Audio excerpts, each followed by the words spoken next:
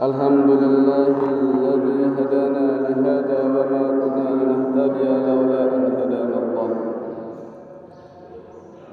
أشهد أن لا إله إلا الله وحده لا شريك له، وأشهد أن سيدنا محمدا عبده ورسوله. اللهم صل وسلم وبارك على سيدنا محمد وعلى آله وصحبه أجمعين. فيا عباد الله، أوصيكم ونفسي بتقوى الله. اتقوا الله حق تقاته ولا تموتن إلا وأنتم مسلمون. Jamaah Jumat yang dimuliakan Allah, senantiasa kita terus berupaya meningkatkan iman serta ketakwaan kepada sifat Allah Subhanahu wa taala, yaitu pegawai segala sejari perintah-perintah Allah serta terbelin ketinggalan selapuk sejari larangan-larangan Allah Subhanahu wa taala. Jemaah-jemaah yang dimuliakan Allah, Allah Subhanahu wa taala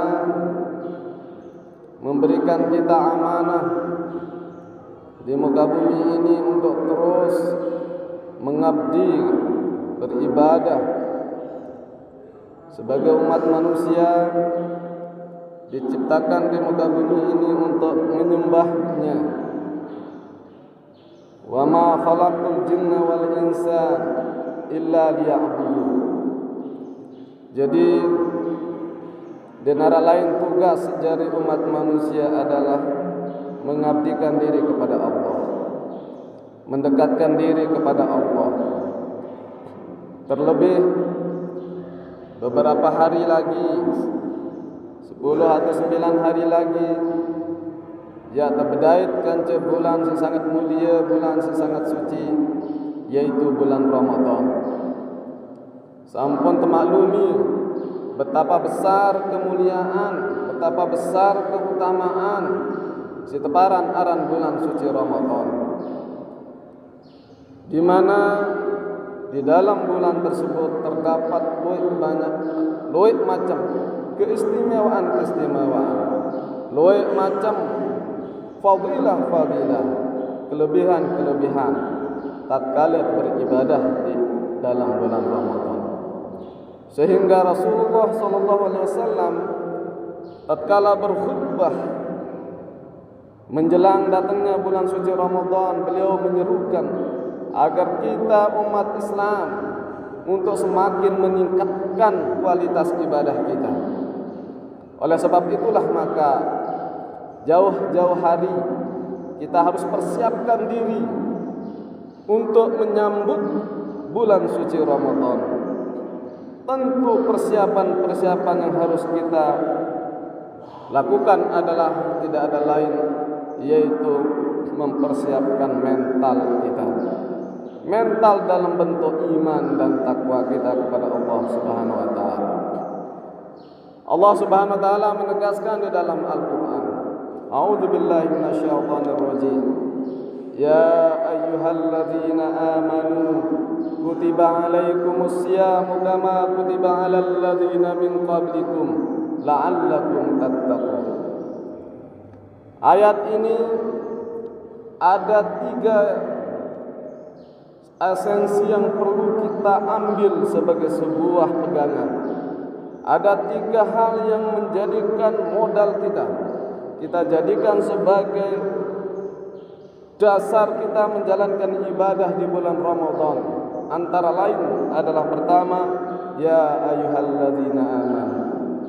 Allah berfirman, wahai orang yang beriman. Yang diserukan di ayat ini adalah khususiyah kepada orang Islam, kepada orang yang beriman.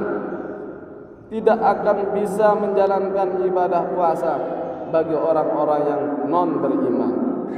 Oleh sebab itu, sangat tegas dalam ayat ini hanya orang berimanlah yang diserukan, hanya orang berimanlah yang dipanggil, hanya orang yang berimanlah yang diperintahkan untuk berpuasa. Mengapa?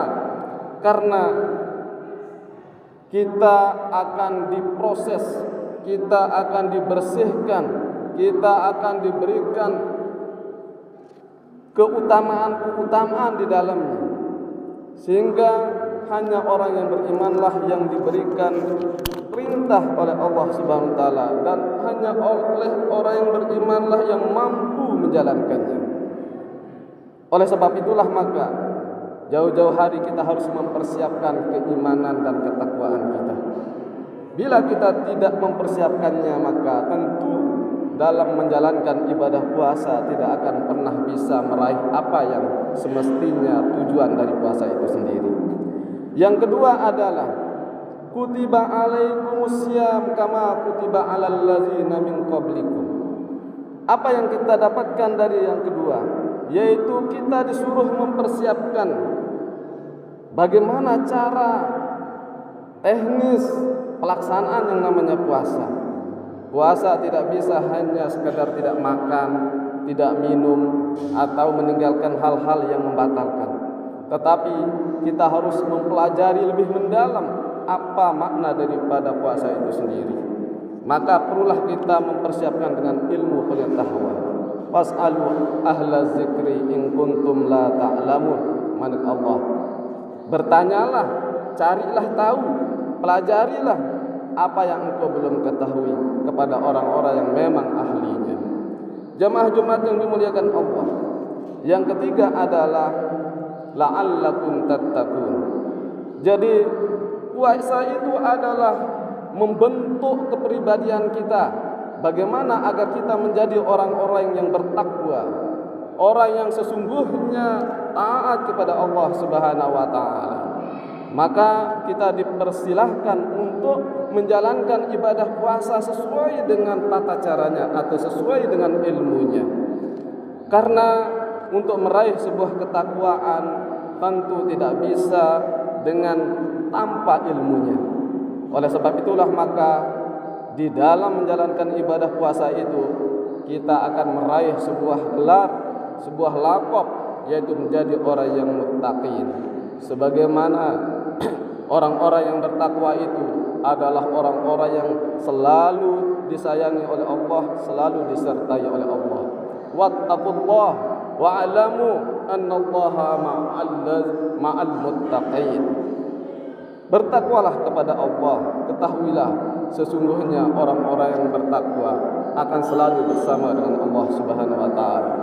Jemaah-jemaah yang dimuliakan Allah, maka marilah kita persiapkan diri dalam menjalankan ibadah puasa kelak, mulai dari bagaimana memproses keimanan ketakwaan, bagaimana memproses fisik kita, kesehatan kita, zahir batin kita, sehingga kita dalam menempuh bulan Ramadan mendapatkan gelar yang namanya la'allakum tattaqun. Semoga Allah Subhanahu wa taala memberikan kita kekuatan iman, ketakwaan. Semoga Allah Subhanahu wa taala memberikan kita kekuatan zahir, kekuatan batin, sehingga kita dapat bertemu dengan bulan Ramadan dan menjalankan ibadah dengan sempurna. Amin ya rabbal alamin. Bismillahirrahmanirrahim.